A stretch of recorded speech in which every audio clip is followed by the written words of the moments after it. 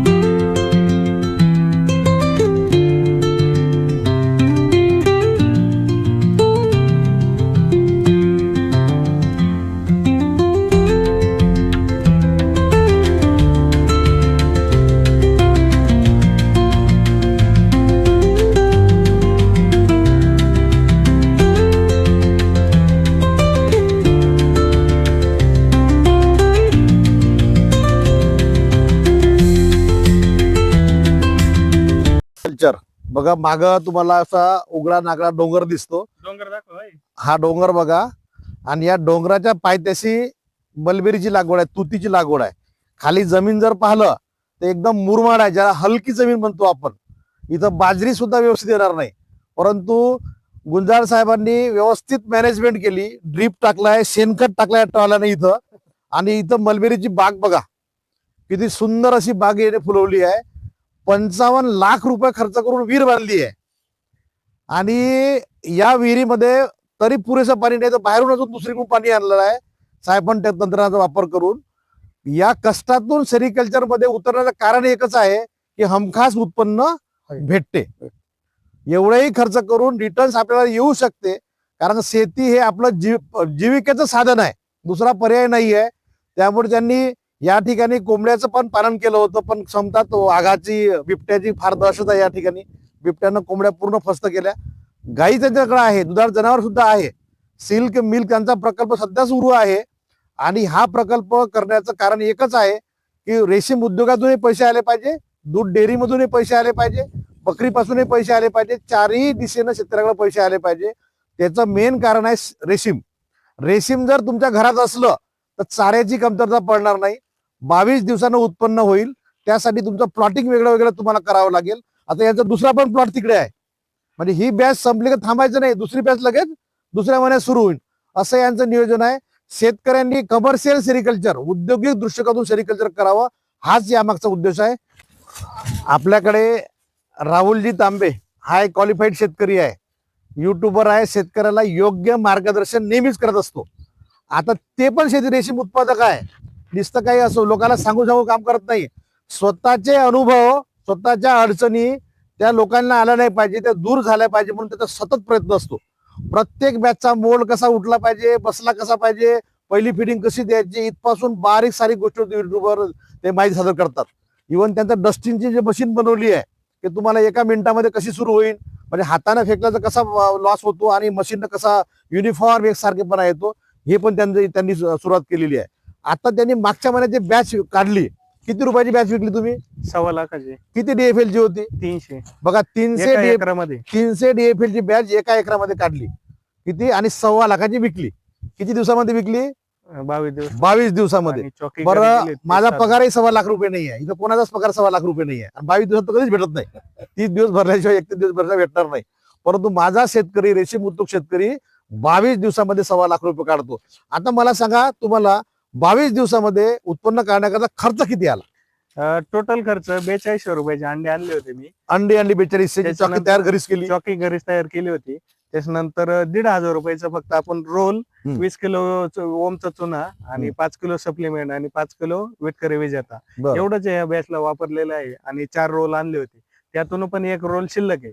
तर टोटल माझा 1,500 रुपयाचं ते मटेरियल झालं होतं. बरं. आणि लेबर जे खर्च असतो चौथा मोल्ट उठल्यानंतर तो माझा 4,000 रुपये झाला. आणि पोस्ट काढण्यासाठी 5,000 रुपये गेले. असा टोटल खर्च माझा 15,000 रुपये झाला होता. बघा, 15,000 रुपये जर सांगितलं ना माझ्यासारख्या माणसांना, तर अधिकारी लोक काही सांगते म्हणा, पण शेतकऱ्यातून आहे का 1.25 लाखाचं उत्पन्न करण्यामध्ये 15,000 रुपये खर्च केला. विचार करा तुम्ही.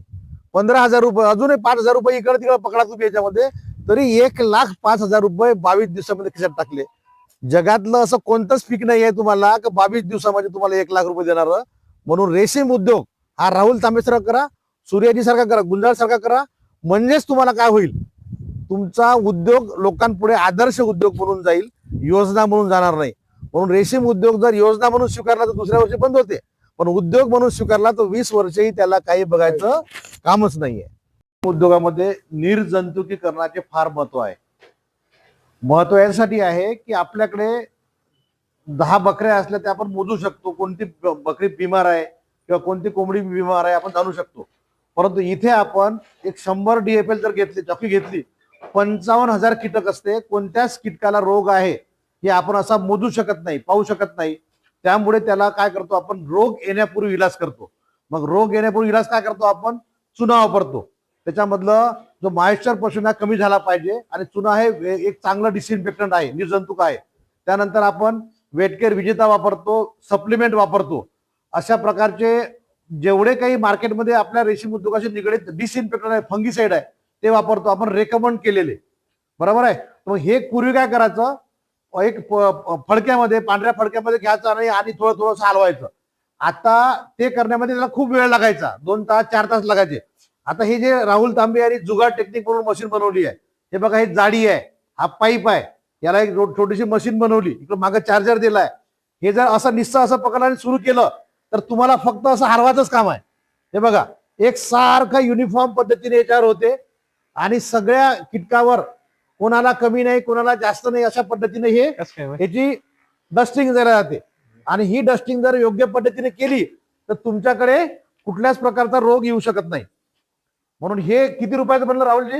हे 2000 रुपये विक्री आहे त्याची. 2000 रुपयाचं हे राहुलजी तांबे विकत आहे.